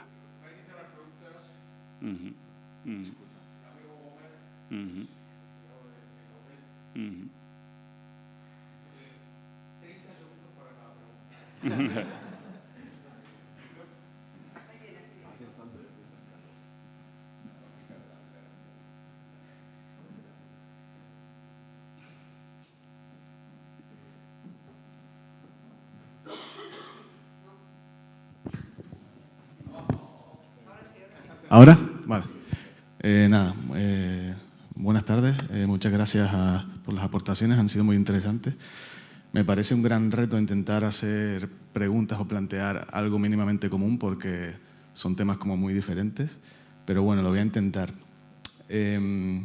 Por la parte más general, intentando rescatar un poco cosas que pueden aludir a todas las intervenciones, quería preguntarles por el nuevo contexto legal. No se ha aludido mucho. En 2015, creo recordar, se implementó la ley Mordaza. La reforma del Código Penal un poco más tarde. Cada vez más se penalizan las ocupaciones del espacio público. En ese sentido, en algunas ciudades concretamente, el contexto local sí que influye mucho. Por ejemplo, en Madrid lo tenemos bastante complicado para hacer acciones de desobediencia civil. En ese sentido, quería preguntar cómo se percibe e influye esto dentro de los movimientos sociales en los cuales ustedes militan o colaboran. También, por otro lado, y dentro de la idea fuerza, el marco de las jornadas, quería preguntarles o pensar colectivamente la estrategia teniendo en cuenta la nueva estructura de oportunidad política a nivel estatal, ¿no? Se supone que es un gobierno progresista que debería estar más abierto a ciertas demandas de los movimientos sociales y cómo esto afecta, en caso concreto, por ejemplo, de aquí contexto local, bueno, en realidad a todos, a movimientos autónomos, en el sentido de movimientos autónomos libres de correas de transmisión de estructuras empresariales, sindicatos, partidos, etc. Después, en relación a cada una de las intervenciones, la verdad que ha sido muy interesante, voy a intentar rescatar diferentes cuestiones. En el caso de Mercè, quería preguntarte cómo hacer alianzas para defender, hablas de los payeses, ¿no?, de los pequeños agricultores, los intereses. Yo sí que vi Alcarrás, pero voy a intentar hacerlo para que no me condicione. ¿Cómo se pueden tejer alianzas? ¿Cómo se puede hacer una suerte de confederación con otras organizaciones, instituciones, agricultores? Utilizar ciertas alianzas como puedan hacer con alcaldes de pequeñas localidades, como también en el caso de Adrián. Y cómo plantear, y esto está relacionado con lo de Adrián también, un marco de acción colectiva en el que prime el marco decrecentista sobre el marco oficial, ¿no?, de la agroindustria, del agronegocio. Y sobre todo me llamó la atención la cuestión esta del Ateneo cooperativo y cómo eso puede ayudar a desarrollar el movimiento. En el caso de Adrián, me llamó la atención el tema del doble quiebre, me quedé bastante flipando con el tema de la relación con Bildu y todo eso. Entonces sí que quería preguntarte cómo es la relación en los pequeños municipios donde sí que hay apoyo de la izquierda de Berchale a las plataformas en las que están ustedes. Y cómo influye también esas pequeñas alianzas que pueden ser los consejos abiertos o esos ayuntamientos. En el caso de Miquel, quería preguntarte la cuestión del GKS. En Madrid lo vemos mucho en el movimiento de vivienda. Yo soy militante del movimiento de vivienda y sí que ha influido, y hay varias asambleas de vivienda que han, digamos, emulado, empurtado la forma de organización y el repertorio de acción. Quería preguntarte, en el caso concreto de aquí, cómo el GKS influye en los movimientos juveniles, en esta suerte de ruptura con las juventudes de Bildu, si es que es así, porque así nos ha llegado a Madrid, porque yo vivo en Madrid.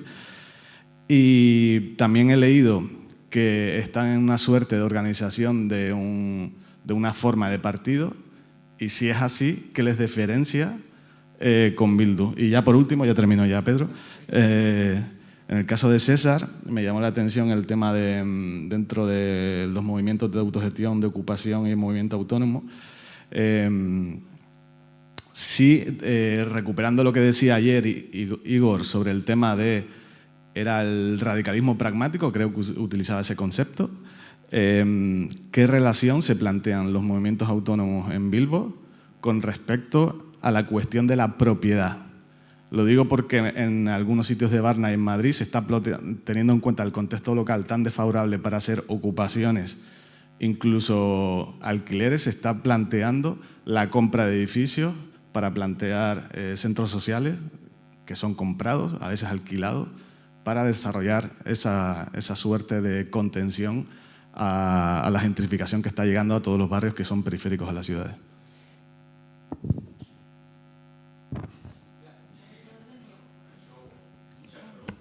Sí. Vale, tema de alianzas es uno de los temazos, porque precisamente era un poco ver un poco quién, o sea, eso, con quién podemos trabajar en el territorio, y el caso de estos dos casos que yo quería contraponer de resistencia precisamente va de eso, ¿no? de la importancia que tiene eso. Los alcaldes han sido claves, pero también tienen sus limitaciones, y la experiencia nuestra nos lo ha demostrado. Está claro que a nivel de territorio tienes que trabajar con la gente que está en el territorio, ¿no? Y ahí es igual intentar buscar marcos que realmente ayuden a generar como esos cambios, ¿no? Es verdad que en el ámbito rural eso va a explotar. Entonces, en el momento que los aliados es que no van a poder vivir la gente allí. Entonces, la gente que incluso ahora defiende ciertos modelos de agronegocio como un modelo de éxito, con la esperanza, no sé muy bien de qué, de como si ellos en un momento dado pueden también ser los que han tenido éxito, que están endeudadísimos por otro lado, pero bueno, no sé, vamos a ir viendo que se va reconfigurando. De momento es muy complicado, porque yo creo que es una pugna de a ver quién establece el marco. O sea, cuando yo estos días con las tractoradas oyes los discursos, te pones manos en la cabeza, ¿no? Y dices, esta gente, hicimos hace poco una cena tertulia con la gente de la Sentiu, y era como, pasábamos todo el rato a la discusión de el país es nuestro enemigo, ¿no? Y el país es nuestro aliado. Estábamos todo el rato en esa esquizofrenia, ¿no? de poder buscar respuestas. Con respecto al Ateneo Cooperativo es clave. De hecho, lo que ligaba los cuatro casos es como el cooperativismo puede generar ese espacio para sí, puede ayudar a eso. Y el último caso era como lo que unía, ¿no? Los otros casos anteriores, y es trascendental. O sea, están haciendo mucho trabajo, pero sobre todo, y también tiene relación con la intervención de César y con lo que has dicho ahora tú. En el caso de Valls, que es el que iba a presentar, han comprado 2.400 metros cuadrados en el medio del... Es un pueblo, tiene 25.000 habitantes ya, o sea que es el menos pueblo de toda esa... ¿no? También hay que ver el músculo que se tiene para poder hacer eso. Y lo han comprado el centro del pueblo para desarrollar proyectos de vivienda, locales, oficinas donde la gente puede trabajar, establecer otras cooperativas productivas, etcétera, etcétera, ¿no? Entonces, eso lo están haciendo gracias al apoyo, ¿no? de los Ateneos, de las comunalidades, que es otra política pública que va un poco en paralelo, que va para ayudar y financiar económicamente, y evidentemente con el apoyo de dinero de COP57, que ha puesto un tercio del dinero y ha dejado el resto, y la Dinamo, ¿no? Entonces, es decir, es como esas estructuras de cooperativismo. La gente de Valls nos decía este fin de semana, hemos estado de concejales en el ayuntamiento no sé cuántos años, y estamos consiguiendo más ahora comprando el espacio y generando oportunidades y abriendo espacios comprados que no son vulnerables que de otras maneras, ¿no? Yo creo que eso a nivel de movimiento se tiene que repensar mucho porque cambia completamente las estrategias que hayamos tenido desde siempre y también de relacionarnos con la institución pública, ¿no? Es decir, vamos a generar estructuras populares, estructuras de contrapoder, ¿no? Pero vamos haciéndolo aprovechándonos lo que podamos de estos recursos públicos y apoyándonos en las políticas públicas que se están haciendo a nuestro favor, que se están haciendo también gracias a que hay ciertos tipos de gobiernos y no otros, ¿no? O sea, que también aquí, bueno, pues... Vale, pues como muy breve. Claro, yo he hablado aquí de una cosa muy concreta de defensa del territorio. Algunas de tus preguntas a lo mejor solo se pueden responder mirando como al movimiento ecologista en un sentido más amplio, ¿no? Yo creo que la cuestión del contexto represivo aquí no está siendo todavía relevante, pero en el contexto del movimiento ecologista sí, mucho, ¿no? Y de hecho con una insuficiente probablemente todavía respuesta de nuestra parte, ¿no? Este gobierno progresista es el que ha hablado en el marco de su legislatura de ecoterrorismo, parte de su institucionalidad, ¿no? Y en ese sentido pues no parece que haya mucha afinidad. Y en ese sentido también podríamos distinguir, pues, tendría que ser muy sutil, ¿no? De hablar un poco sobre las propuestas, las problemáticas, dónde sí, dónde no, qué papel para el autoconsumo, etcétera. Pero como no puedo hacer eso, diría que si lo que estamos hablando es de la extensión en clave especulativa de macroparques, ¿no? en manos de empresas sin una mínima gestión democrática, pues es el programa del gobierno actual. O sea, no hay, digamos, otro programa, ¿no? O no hay una tensión ni siquiera, ¿no? Porque digamos que los elementos más a la izquierda, de alguna forma, pues lo que van a poder es modular, en los términos en los que a lo mejor planteaba aquí, ¿no? Que ha modulado la ley de cambio climático la participación de Bildu, ¿no? Pero no hay una otra alternativa para este problema concreto del que discutíamos. Estaría muy interesante, si hubiera tiempo, contar un poco esto de las sublevaciones de la tierra, porque creo que ahí sí que se ha abierto una línea que a mí me parece que tiene dos cosas clave, ¿no? Por un lado, que pierde de alguna manera la compartimentación en las estrategias de acción, ¿no? O sea, no está la pequeña célula que hace sabotajes, ¿no? El movimiento ciudadanista que hace grandes movilizaciones, el movimiento naturista que a lo mejor hace acciones de divulgación, sino que se construye un único frente, ¿no? Entonces, esa idea de componer, pero no un componer para absorber, o sea, es decir, para que todos hagamos lo mismo, ¿no? Sino una colegitimación de estrategias que permite que se junten 30.000 personas para hacer una gran movilización, pero en un territorio afectado y que 300 personas hagan un sabotaje cubiertos por toda esa gente. Un poco rompamos el silencio, pero a la defensa del territorio, ¿no? Una cosa así, digamos, ¿no? A mí me recordaba de cuando hacíamos esas cosas. Eso me parece una cosa muy importante. Pero la otra y muy fundamental es que también ya no hay tanta cesura entre, digamos, la oposición y la construcción. O sea, el hecho de que el movimiento originario sea las zonas a defender, la oposición al aeropuerto de Notre-Dame-des-Landes, ¿no? Pues ha mostrado justamente la construcción de alternativas como estrategia de lucha, ¿no? Que eso yo creo que conectaba muy bien con lo último que se planteaba ahí, ¿no? O sea, es decir, ya no es que por un lado construyamos y por otro lado defendamos, sino que la construcción es nuestra lucha, entre comillas, ¿no? Pero eso requiere mucha elaboración, porque requiere las células, ¿no? de apoyo local, bueno, historias que se puede desarrollar. El libro este es muy gráfico porque son 40 aportaciones, 40 voces distintas, ¿no? Y muestra muy bien esa pluralidad. Y luego sobre el apoyo de los municipios, pues en los municipios donde hay un apoyo decidido, por ejemplo Aramayo, que sería un ejemplo, ¿no?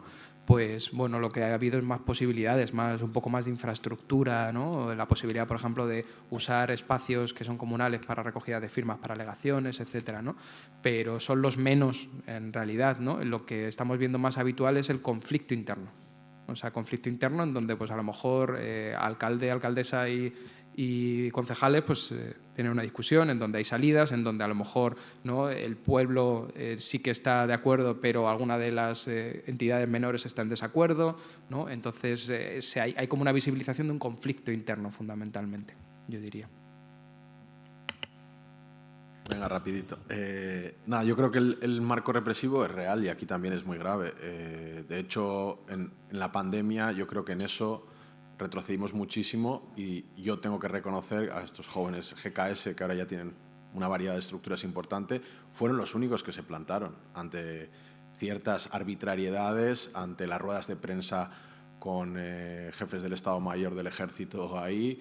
O sea, ahí todas nosotras claudicamos. O sea, no fuimos capaces, no tenemos un lugar de enunciación y eso tiene que ver con la incapacidad de hacer política molar, de hacer política en el barrio, de hacer política comunitaria y no ser capaces de tener un proyecto antagonista que aspire a cierta universalidad. Y yo me incluyo, yo milito en un espacio de este tipo, yo milito en Charrasca, estoy en estas cosas así. Vengo de la autonomía, las compañeras de la villana o de la maliciosa son compañeras mías, pero creo que nos han pegado un tirón de orejas y tenemos que volver a hacer política.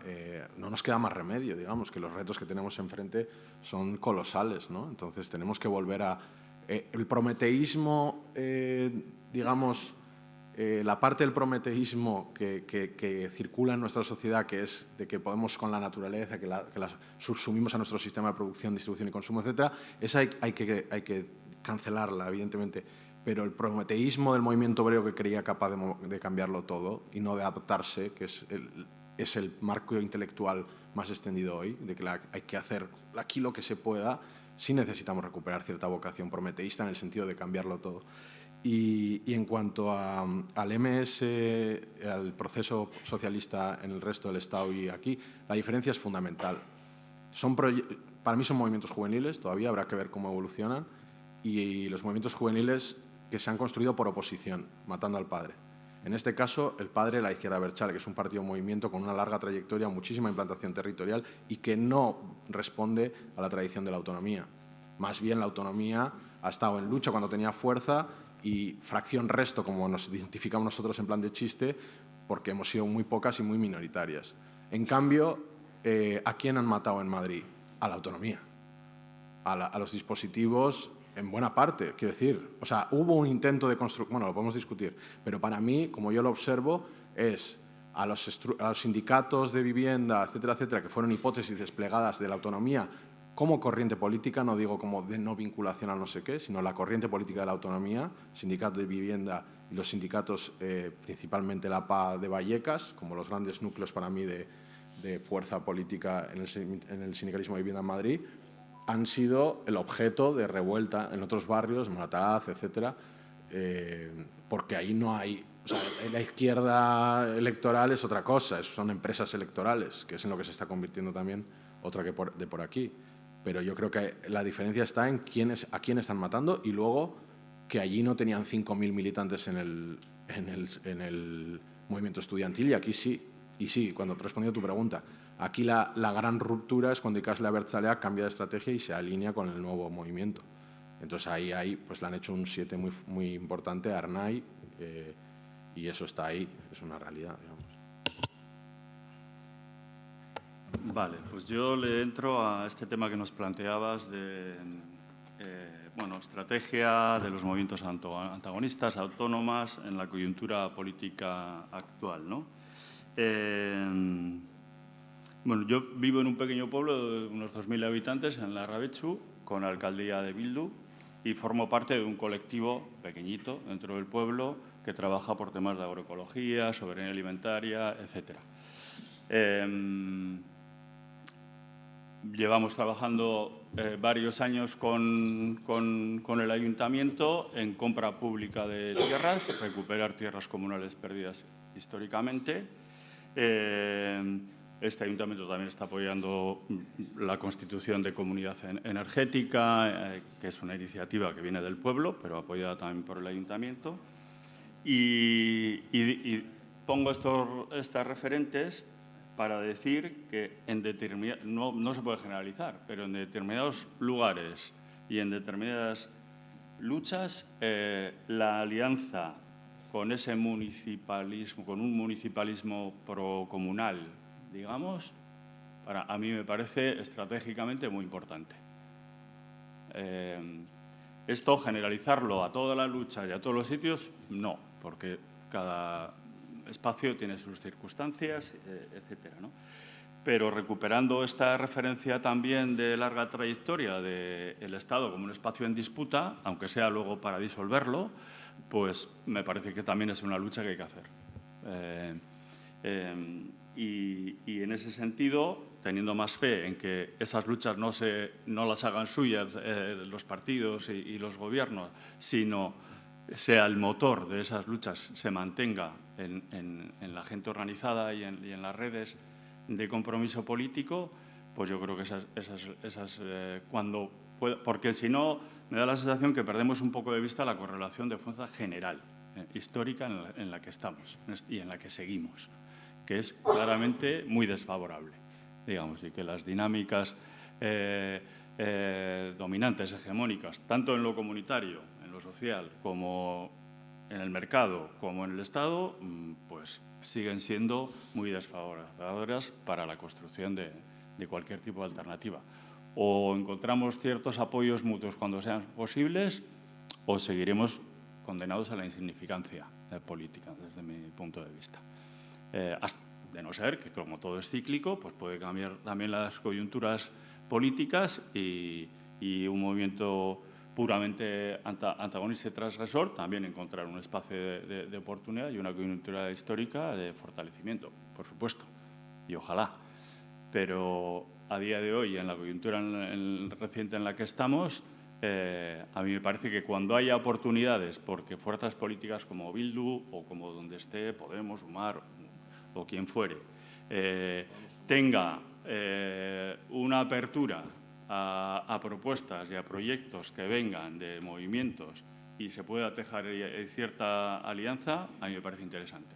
Y en mi experiencia personal, de los casos que he traído y de los que participo, pues esa alianza permite dar saltos interesantes, del nivel pequeñitos, pero políticamente muy profundos, como es recuperar tierras comunales perdidas hace siglos, para que sean públicas de nuevo, ¿entiendes? Y para que sean de uso comunitario.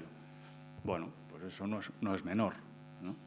Entonces, bueno, y eso no es posible, bueno, evidentemente también es posible mediante la ocupación y la defensa de esas tierras. Pero a día de hoy el músculo en nuestro contexto no creo que dé para eso. Entonces, bueno, pues hay que buscar otras estrategias.